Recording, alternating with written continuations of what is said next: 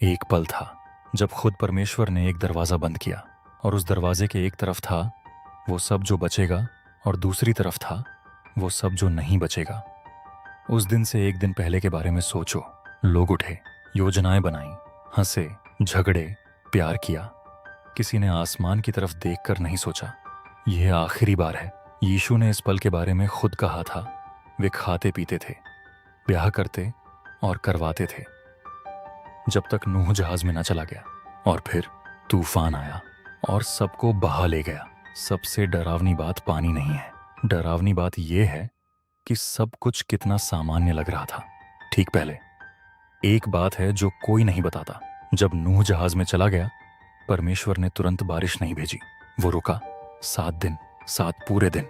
नूह उस जहाज के अंदर बैठा रहा, दरवाजा बंद, जानवर उसके आसपास, परिवार उसके साथ, और बाहर कुछ नहीं, न बारिश न तूफान, बस खामोशी। एक दिन गुजरा, कुछ नहीं। 2 दिन, कुछ नहीं। 3 दिन, बाहर लोग शायद और जोर से हंस रहे थे। 4 दिन, 5, 6, और फिर 7वां दिन आया। परमेश्वर हमेशा अपने वक्त पर चलता है, तेरे वक्त पर नहीं, उनके वक्त पर नहीं, अपने वक्त पर। बाइबल कहती है कि गहरे समुद्र के सोते फट गए। वो हिब्रू शब्द निवकेऊ का मतलब है फट जाना, टपकना नहीं, रिसना नहीं, फट जाना। यह सिर्फ आसमान से बारिश नहीं थी, जमीन खुद नीचे से फट गई। पानी जमीन के अंदर से फूट पड़ा, ऊपर से भी, नीचे से भी, एक साथ। दुनिया सिर्फ भीग नहीं रही थी, वो मिटाई जा रही थी। 40 दिन और 40 रातें, यह रुका नहीं। 40 दिन, वही संख्या जितने दिन मूसा पहाड़ पर रहे, वही संख्या जितने साल इस्राएल जंगल में भटके, वही संख्या जितने दिन यीशु ने रेगिस्तान में उपवास किया। बाइबल में 40 कभी सिर्फ एक संख्या नहीं होती, यह बदलाव की संख्या है, कुछ खत्म होने की, ताकि कुछ नया शुरू हो सके। यह तूफान सिर्फ विनाश नहीं था, यह तैयारी थी। एक बात ने मुझे रोक दिया।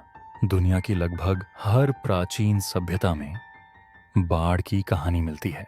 मेसोपोटामियन, सुमेरियन, बेबीलोनियन, हिंदू, चीनी, अमेरिकी, 200 से ज्यादा अलग अलग परंपराएं उन सभ्यताओं से जो कभी एक दूसरे से नहीं मिली। सब एक ही बात बताती हैं, एक बड़ी बाढ़, एक परिवार, एक नाव, बचाव। 200 अलग अलग कहानियां एक ही घटना के बारे में तब नहीं बनती जब तक वो घटना सच में हुई ना हो। और फिर उत्पत्ति आघात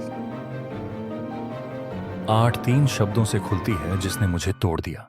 परंतु परमेश्वर ने नूह को स्मरण किया।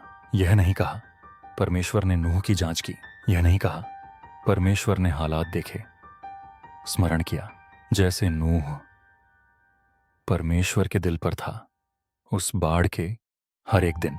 जैसे इंसानी इतिहास की सबसे बड़ी तबाही के बीच भी एक इंसान कभी परमेश्वर के जहन से नहीं निकला। तेरी बाढ़ के बीच में तू भूला नहीं है, तुझे याद किया गया है। तो मैं तुझसे एक सवाल पूछना चाहता हूँ, और चाहता हूँ कि तू सच में सोचे, क्या तेरी जिंदगी में अभी कोई बाढ़ है? कुछ जो बहुत देर से बढ़ रहा है, कुछ जिसके अंदर तू बैठा है बारिश रुकने का इंतजार करते हुए?